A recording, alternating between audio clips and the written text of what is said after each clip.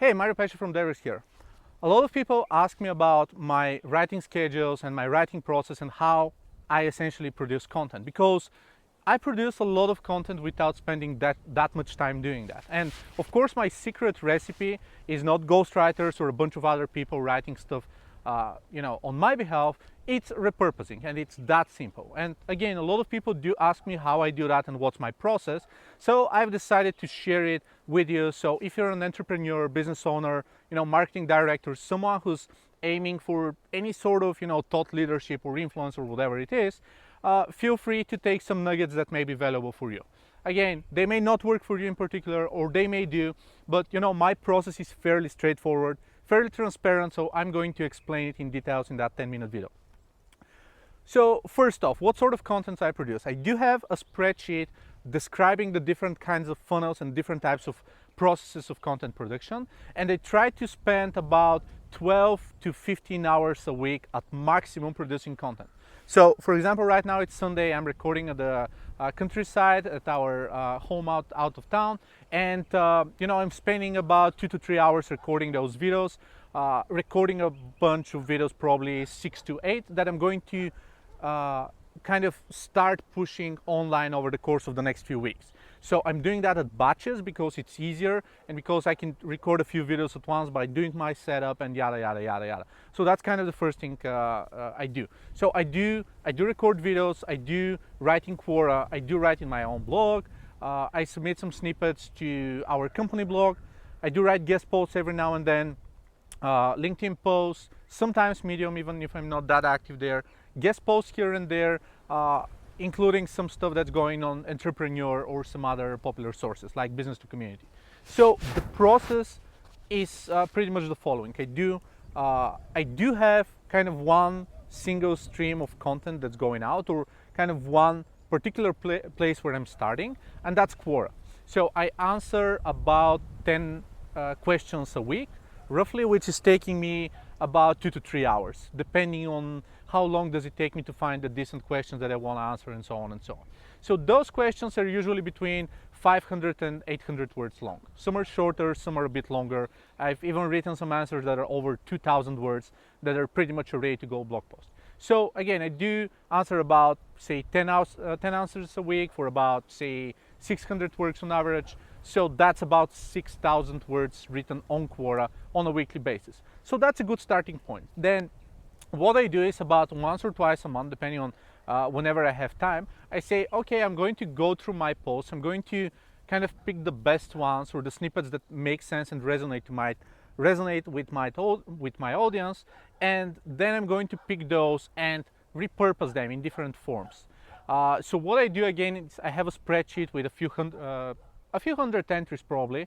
Most of those are originated by Quora, even though some are from LinkedIn groups or Twitter or some other questions, or SEMrush or Buzzsum or some other topics that I really want to discuss and are simply not suitable from Quora. But probably about 80 to 85% are from Quora. So either way, I list all these down, and then I have a bunch of other columns like LinkedIn posts and my blog, Derrick's, guest posts or some other sources that I'm kind of using for the rest. So what I do again is I pick some that are going to be suitable for the entire blog post on my blog. So I try not to write articles that are shorter than 1,500 words on DevWP. So what I can do is either I can pick 2 or 3 sources and then expand on them, like just complete them, add additional information, case studies, examples, stories, stats, whatever it is, or I can potentially bundle 2 or 3 different answers on the same subject in order to build an entire story, which is again easier and saving some time. I've also started a separate post type, which is answer. So if I'm too lazy, or those are topics that are a quick yes and no question, so to speak, then I'm trying to post them in that answers feed. But this answers feed is easily searchable, as I use Algolia on my website for searching, so people can easily find it. It ranks on Google. I do some internal linking with Yoast SEO, so that's also something that kind of connects to the other topics. Plus I have related content beneath my posts and in my sidebar, so it ranks up very well. Then what I do that basically once or twice a month. And of course, all of my posts get scheduled for, ahead, like I post roughly one post a week, and I post like 3 or 4 answers a week, since those are kind of easier and don't require that much time for managing content on my end. What else I do is I do publish LinkedIn videos like this one on LinkedIn. So those, for the most part, those again originate from Quora answers. So the actual content that I've written is already available, either in Quora or in my blog or somewhere else. So basically, I don't really have to spend that much time on R&D for that specific topic, which is pretty cool. So in a nutshell, I can record 3 videos which are up to 10 minutes long for about 45 to 50 minutes, right? Just, you know, some of them are probably not going to work. For some, I have to do the staging, the setup, and so on and so on. So roughly speaking, in about an hour, maximum an hour and a half, I have to prepare the videos for the entire month, or about 4 videos.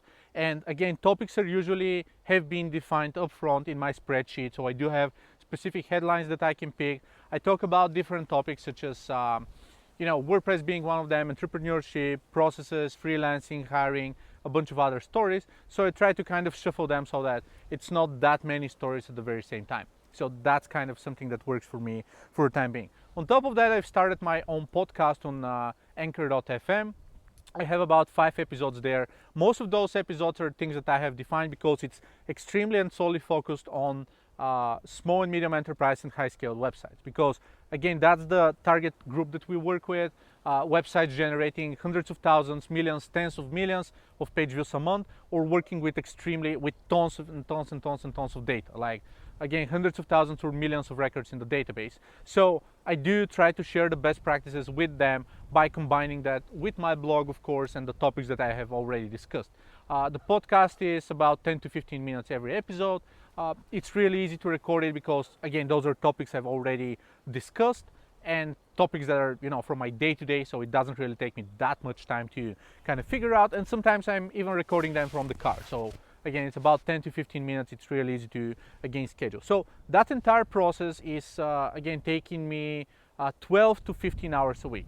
So a good way to kind of try to plan that is allocate one of the days of the week for that, roughly. Like, for example, Saturday could be, you know, full day of working, like 4 hours in the morning, 4 hours at night, just doing some recordings or some writing, and then, you know, distribute the other 4 to 8 hours across the week, or just spend 2 hours a day on that 6 days a week, right? So it's not that complicated to make it work.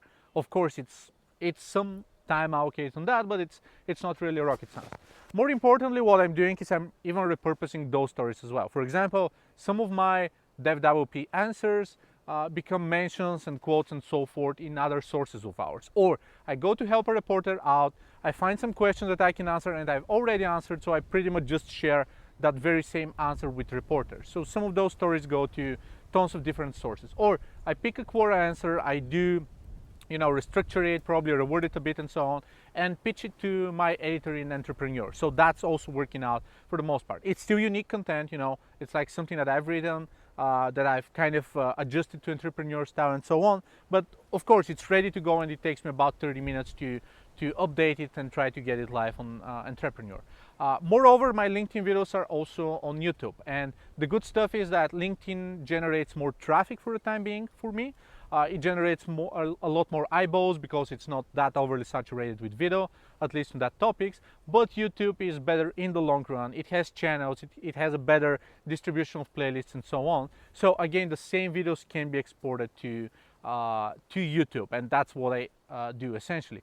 Moreover, I'm trying to transcribe those so that, you know, even if I'm discussing a story on Quora, it's not really the very same content. So if I transcribe it, it's something that I can, again, publish on my blog or publish in the YouTube playlist. So, you know, it becomes content that could be reused again. I'm trying to work on captions right now. So again, that it's visible, it's more reusable. And that also helps me write really comprehensive blog posts linking to different types of media. I can grab specific photos out of my videos. I can trim specific moments that are integrated or injected into a blog post of mine. I can insert a podcast episode and so on and so on. So yeah, that's my workflow in a nutshell.